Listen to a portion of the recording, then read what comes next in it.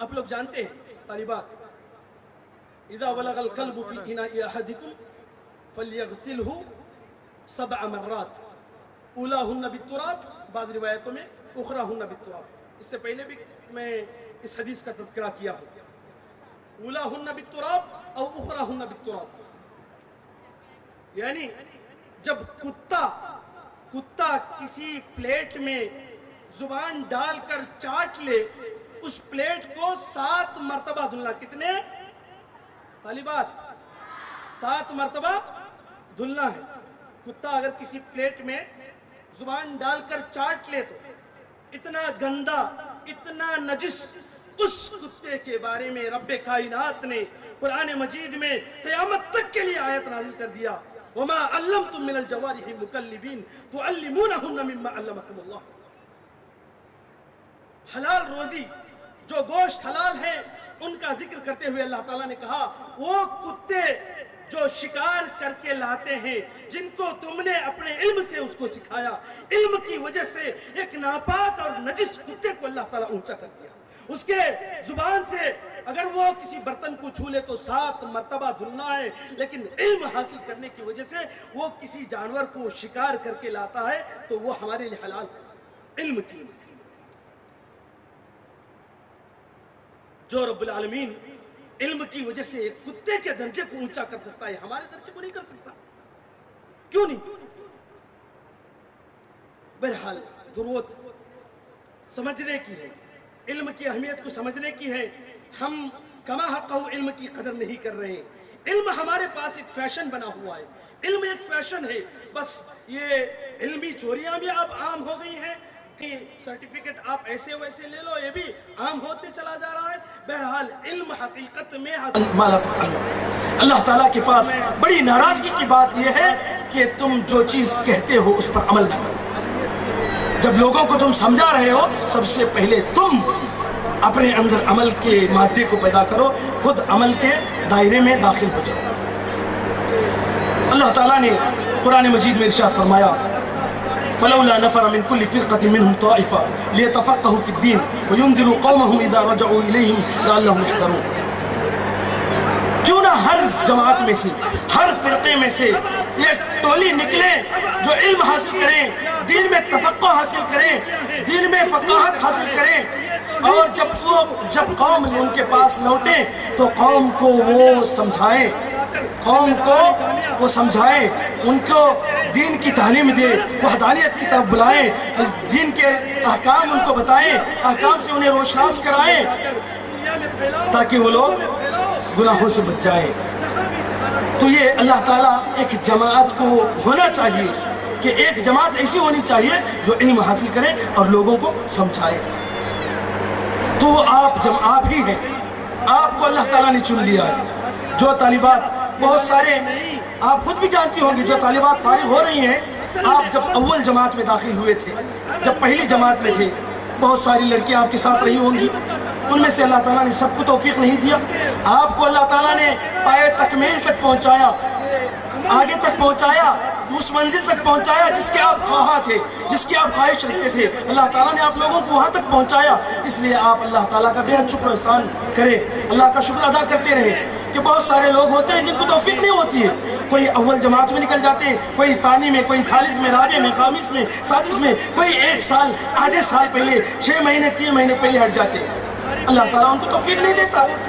تو بہرحال اللہ تعالیٰ نے آپ کو توفیق دیا ہے، اس کا بھرپور اللہ تعالیٰ کا اس پر شکر ادا کرے، اور اپنے اندر یہ احساس رکھے کہ ہم جس ہدایت پر ہیں، جس راستے پر ہیں، جس حق گوئی پر ہیں، جو اللہ تعالیٰ ہم کو حق بتایا ہے، اس حق کو دوسروں تک بھی پہنچائیں، یہ چیز ہونی چاہیے۔ قرآن مجید میں اللہ رب العالمین نے ارشاد فرمایا حَتَّى إِذَا أَتَوْا عَلَى وَادِ النَّمْلِ قالت نملة يا أيها النمل ادخلوا مساكنكم لا يحطمنكم سليمان وجنوده لا يشعرون۔ بہت بہترین خاکہ جس میں اللہ تعالیٰ نے ہمیں سبق دینے کا ایک سبق دے رہا ہے، بہت بڑا سبق ہے۔ چیونٹیوں کا ایک چھوٹا سا واقعہ اللہ تعالیٰ بتایا سلیمان علیہ السلام اور ان کے لشکر کا گزر ہو رہا تھا چونٹیوں کے بل کے پاس سے، ان کے گھروں کے پاس سے، قالت نملۃ یا ایھا النمل ادخلوا مساکنکم، چونٹیوں کے پاس سے گزر ہو رہا تھا تو ایک چونٹی دوسرے تمام چونٹیوں سے کہہ رہی ہے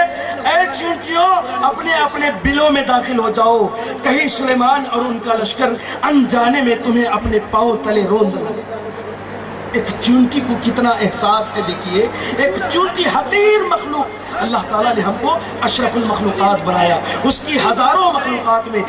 بے شمار مخلوقات میں ہم کو اللہ تعالیٰ نے بہتر مخلوق بنایا۔ ایسی بہتر مخلوق رہنے کے ہونے کے باوجود ہمارے اندر اور اس چونٹی کے اندر فرق کیا ہے، دیکھ رہے ہیں؟ چونٹی کو اپنے ساتھیوں کا احساس ہے، ہمیں اس کا احساس ہے۔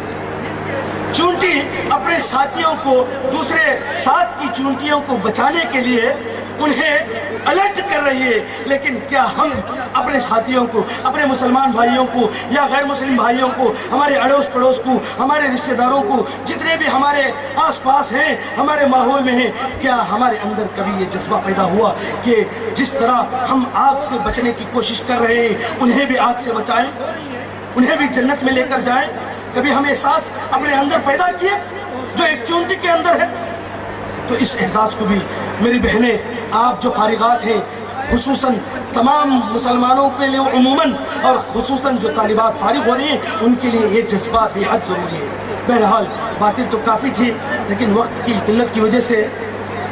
میں اپنی بات کو مختصر کر کے ختم کرنا چاہتا ہوں، اور میں ذمہ داران جامعہ کے لیے بھی ایک بات پیش کرنا چاہتا ہوں کہ ترمذی کی وہ روایت جس میں دو بھائی